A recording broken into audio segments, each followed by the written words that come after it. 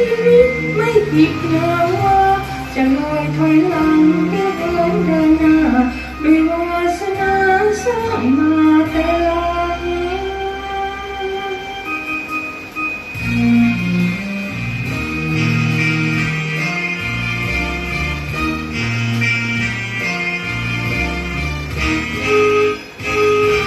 เหลือมนุษย์สุดลำบากมากล้นต่างคนดิ้นรนให้ร้อนคนฟังบางเวลาพายุโหมกระดังแทบสิ้นกำลังหมดหวังเกือบอาศัย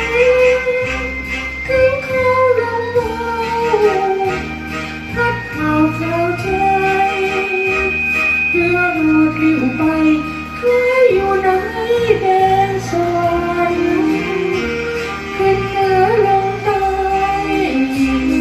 ไปได้ดังฝันพอลมหยุดพลันสวรรค์คือเวทีชาติหนึ่งถึงรู้ใครจะอยู่ข้างฟ้ามุ่งใจใฝ่หาศรัทธาและไมตรีทุกคนต้องตายร่างกายเป็นผีสถิตแต่ชั่วดีไม่มีวันดับสูญ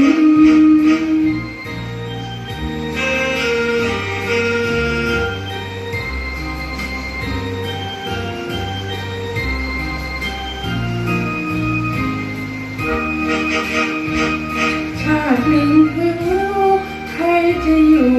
ข้างฟ้ามุ่งใจใฝ่หาศรัทธาและไมตรีทุกคนต้องตายร่างกายเป็นผีสถิตแต่ชั่วดีไม่มีวันดับสูญ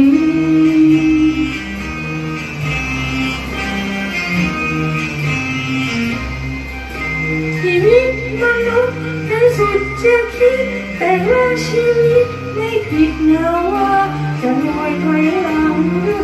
เดินหน้าด้วยวาสนา